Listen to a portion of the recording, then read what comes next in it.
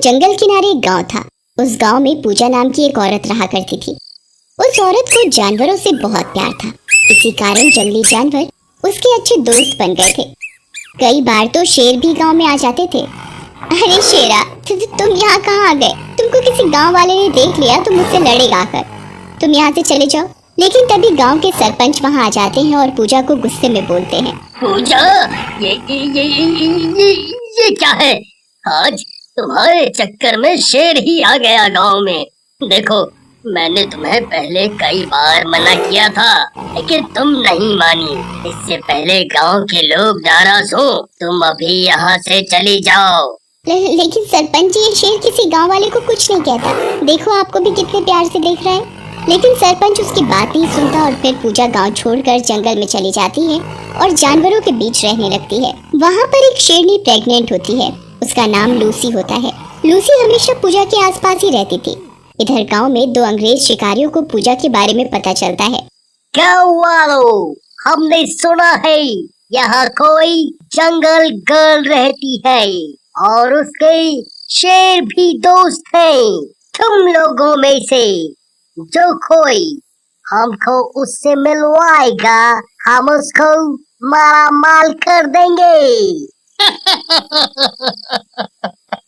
सही सुने हैं सरकार, एक तो लड़की है पूजा नाम की। अगर आप हमको इनाम दें तो हम आपको उससे मिला सकते हैं। इसके बाद पुत्तन उन शिकारियों को पूजा से मिलवाने के लिए ले जाता है। पूजा उस समय शेर और शेरनी के साथ ही बैठी होती है। तुम हो पूजा, वो जंगल गर्ल। I like it। अगर तुम चाहो तो मैं तुम्हें अमीर बना सकता हूँ। मैं कुछ समझी नहीं। इसमें ऐसा कुछ है नहीं, न समझने वाला। हम तुमको खूब पैसा देंगे इन जानवरों के बदले, राइट? ये सुनकर पूजा को गुस्सा आ जाता है और वो उन शिकारियों और पुत्तन को जंगल से चले जाने के लिए कहती है। देखो आप लोग जो कोई भी हो, फूट लो यहाँ से, नहीं तो मेरे दोनों शेर तुम तीनों को यहीं अमीर बना देंगे। फिर तीनों वहाँ से चले जाते हैं। लेकिन अपने अपमान की वजह से दोनों गुस्से में रहते हैं और पूजा से बदला लेने का ठान लेते हैं। क्या समझती है ये लड़की अपने आप को? मैं इसे और इसके शेरों को जिंदा नहीं छोड़ेंगे। मेरा इतना बेइज्जती कभी नहीं हुई। सही कहा था सर जी, ये औरत तो बहुत बदतमीज है। आपके बारे में ऐसा नहीं बोलना चाहिए था। फिर रात में वो तीनों पूजा से बदले के इरादे से पूजा के जंगल वाले घर में पहुंचते हैं। पूजा के घर के बाहर शेर बैठा होता है। शिकारी गुस्से में उसके ऊपर गोली चला देता है। शेर वहीं मर जाता है। गोली की आवाज सुनकर पूजा और लूसी बाहर आ जाते हैं। जालिमो, तुमने ये क्या किया? एक निहत्थे बेगुनाह जानवर को मार डाला। मैं तुम सबको छोड़ूंगी नहीं। पूजा, ये तो जानवर है, भला इनके रहने या ना रहने से किसी को क्या फर्क पड़ता है? तभी शिकारी लूसी पर निशाना लगाता है, लेकिन पूजा लूसी और गोली के बीच आ जाती है। गोली पूजा को लग जाती है और वो वहीं गिर जाती है। लूसी, तू भाग जा यहाँ से, नहीं तो ये दुष्ट तुझे जिंदा नहीं छोड़ेंगे। तू भाग जा यहाँ से। लूसी वहाँ से भाग जाती है।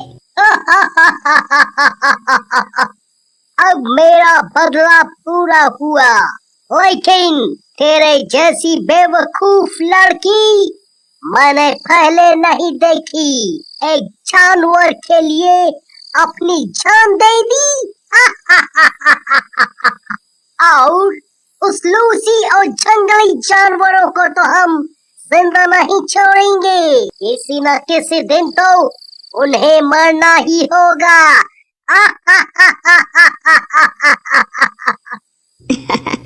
तेरे जैसे घटिया इंसान ये बात नहीं समझेंगे और मेरे रहते तू लूसी और जंगल के जानवरों को छू भी नहीं सकता। ऐसा कहकर पूजा मर जाती है।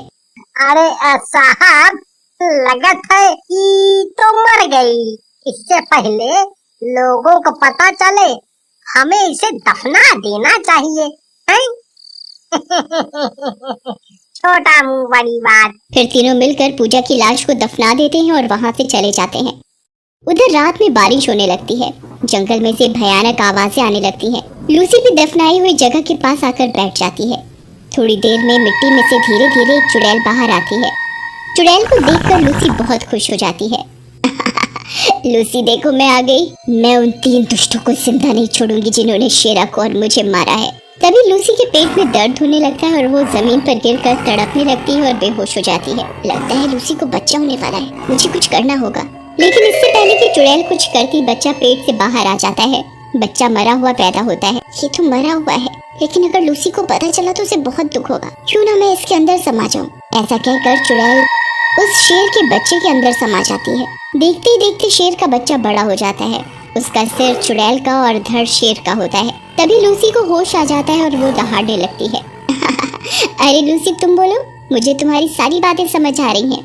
दीदी, जब तुम जिंदा थी तब हमारे जैसे जानवरों के लिए अपनी जान दे दी, और अब जब मेरा बच्चा मरा हुआ पैदा हुआ तो आप मेरी खुशी के लिए उसे जिंदा कर रहे हो। आप बहुत अच्छे हो। ये बात सुनकर चुड़ैल को भी रोना आ जाता है। तुम बेजुबान लोग भी तो हम इंसानों से निस्वार्थ प्रेम करते हो। जब तुम हमारे लिए इतना कुछ करते हो तो उसके सामने तो ये कुछ भी नहीं है।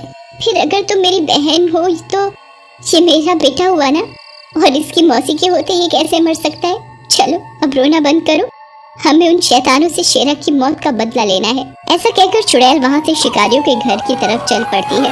चुड़ैल को देखकर जानवर अजीब सी डरावनी आवाजें निकालने लगते हैं। एक शिकारी अपने घर पर अकेला होता है। लगता है आज जंगल में कुछ गड़बड़ है। बड़ी अजीब सी आवाजें आ रही हैं। मैं अपनी गन ले लूं साथ में। तभी चुड़ैल वहाँ आ जाती है। चुड़ैल का मुंह और शेर का शरीर देखकर शिकारी बहुत डर जाता है। उसके हाथ से उसकी बंदूक छूट जाती है। कौन हो तुम और यहाँ क्या कर रही हो? मैं तेरे काले कारनामों का नतीजा हूँ। देख ले और अपनी मौत के लिए तैयार हो जा। तभी चुड़ैल के मुंह की जगह पूजा का मुंह आ जाता है और फिर से गायब हो जाता है। फिर चुड़ैल शेर के रूप में आकर उसे मार डालती है। अगले दिन पुत्तन और दूसरे शिकारी को पहले शिकारी के बारे में पता चलता है। पुत्तन गांव वालों को भी बुला लेता है और फिर बोलता है, हमका तो लगा था ये शेर नरभक्षी हो गया है। जितने भी शेर बचे हैं हमें मार देने चाहिए। पुत्तन बेटा, कहते तो तुम ठीक हो, लेकिन कैसे? हम गांव वाले शेरों से मुकाबला कैसे करेंगे? सरपंच जी, केवल एक शेरनी ही बची है। शेर को तो हमने मार डाला है। बस आप इस आदम को शेरनी से लड़ने में हमारी मदद कर दो। फिर गांव वाले योजना बनाते हैं कि शिकारी और पुत्तन गांव के बीच बनी कुटिया में सोएंगे और जब चुड़ैल के रूप वाला शेर आएगा तो उसे पकड़ लेंगे। फिर योजना के अनुसार दोनों गांव के बीच बनी कुटिया में सो जाते हैं और रात में लूसी और चुड़ैल शेर आता है। गांव वाले दूसरे घर में छुपकर उन दोनों को देखते हैं। अरे ये कैसा शेर है जिसका धड़ तो शेर का है और सर किसी चुड़ैल का? कुछ गड़बड़ है। ये हमारी तरफ ही आ रही है। जैसे ही चुड़ैल पुत्तन और शिकारी वाली कुटिया में घुसती है, पुत्तन और शिकारी दूसरे दरवाजे से निकलकर बाहर आ जाते हैं और फिर सारे दरवाजे बंद कर देते हैं। चुड़ैल खिड़की पर आकर जोर से चिल्लाती है, दुष्टों, तुमने क्या सोचा है? तुम इस तरह अपनी मौत को टाल दोगे? कोई नहीं बचेगा इस गांव में। तभी सरपंच जी आते हैं और खिड़की की तरफ बढ़ते हैं। बेटा, कौन हो तुम और तुम्हारी ये हालत किसने की? फिर चुड़ैल उन्हें पूरी बात बताती है, जिसे सुनकर